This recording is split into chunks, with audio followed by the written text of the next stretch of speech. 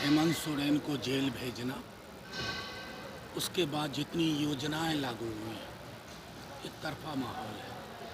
BJP के पास सिवाय बांटने काटने के अलावा कोई दूसरा विकल्प नहीं और वो विकल्प हार जाए।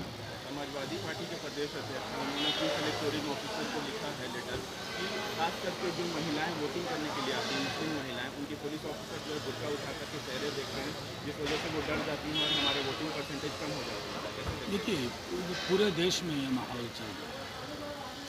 प्रधानमंत्री जी को तय करना हो कि किस प्रकार के देश का निर्माण कर रहे हैं।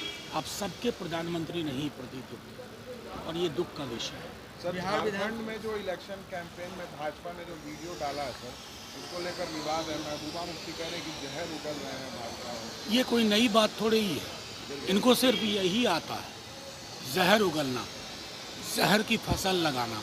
लेकिन अब इस जहर का काट जनता ने ढूंढ लिया। झारखंड के भी 4 सीटों पर उपचुनाव हुए, यहाँ के नतीजे कैसे आप देखते हैं? बिहार में 4 सीटें 20 तारीख के बाद 23 को जब नतीजे शुरू होंगे तो लोगों के पाँव के नीचे की ज़मीन निकल जाए। सर, राहुल गांधी ने एक रहेंगे सेफ रहेंगे नारे को कहा है कि जो नरेंद्र मोदी हैं वो सिर्फ अपने साथी यानी कि अमित शाह और अडानी को बचाना चाहते हैं इस नारे को। सर, कैसे देखते हैं? आप ये बताइए, आप अडानी के प्रति प्रधानमंत्री जी का स्नेह देख लीजिए, आपको साफ पता चल जाएगा कि प्रधानमंत्री जी के लिए अडानी से बड़ा मित्र कोई नहीं, उनकी पूरी पार्टी भी नहीं है, सिर्फ अडानी और अमित।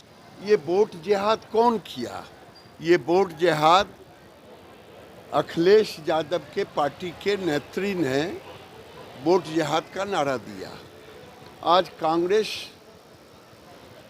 की ओर से, आज मौलवी की ओर से वोट जिहाद के नारे तो दिए जा रहे हैं। तो मैं, भारत के धर्मगुरु भी अब आवाज़ दे रहे हैं, उनकी बातों को भी सुनना चाहिए। और देश के अंदर अब समय आ गया है कि सबको एक रहना चाहिए। मल्लिकार्जुन खड़गे हैं, वो कह रहे हैं बीजेपी आरएसएस को जहरीला सांप है और ऐसे जहरीले सांप को मार देना चाहिए। मैं खड़गे जी से कहूँगा कि खड़गे जी, भले ही आप कठपुतली हों, लेकिन एक राष्ट्रीय पार्टी के अध्यक्ष हैं। आपने जिस भाषा का प्रयोग किया है वो भाषा आपके लिए शोभनीय नहीं है। जहर तो आप बोल रहे हैं।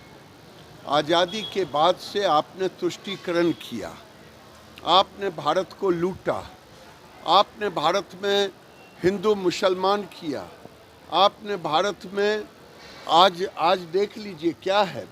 बक्सर में ईसाइयों ने, पादरियों ने गरीब हिंदुओं की मांगें धो दी।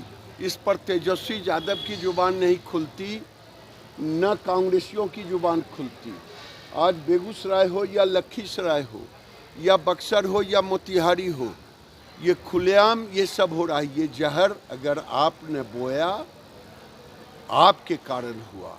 मैं यही कहना चाहता हूँ कि आप ऐसी भाषा का प्रयोग आपके लिए शोभनीय नहीं है। और तीसरी बात है, मैं धन्यवाद देता हूँ छत्तीसगढ़ के वक्फ बोर्ड के अध्यक्ष को, जिसने जहर पे रोक लगाने का काम किया है।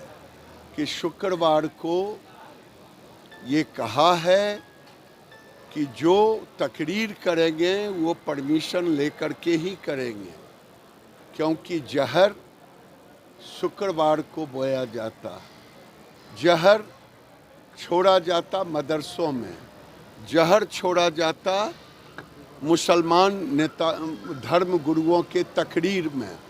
मैं देश के लोगों से कहूँगा कि 3 महीना, 1 महीना आप मुसलमान के धर्म गुरुओं का तकरीर सुने और हिंदू के धर्म गुरुओं का। वो समाज को जोड़ते हैं, ये समाज में विभेद। पाकिस्तान में चैंपियंस ट्रॉफी होना है और ऐसे में भारत नहीं, भारत समाजवादी पार्टी के प्रदेश अध्यक्ष हैं, उन्होंने इलेक्टोरल ऑफिसर को लिखा है कि हमारी वोटर खासकर मुस्लिम महिलाओं के बुर्के उठा के देखे जाते हैं, इस वजह से वो डर जाती हैं और हमारे वोटिंग परसेंटेज कम हो जाते हैं। आपने अच्छा कहा। मैं इलेक्शन में जुड़े हुए सारे अधिकारियों से कहूँगा, झारखंड हो या महाराष्ट्र हो, और एनडीए के कार्यकर्ताओं से कहूँगा जो पोलिंग एजेंट होते हैं,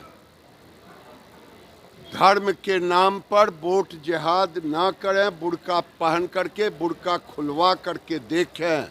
अगर बुर्का खोलने का कोई विरोध करे तो उसका डट के विरोध करे, क्योंकि कानूनन ये सही है कि बुर्का उठा करके उनका चेहरा देखें।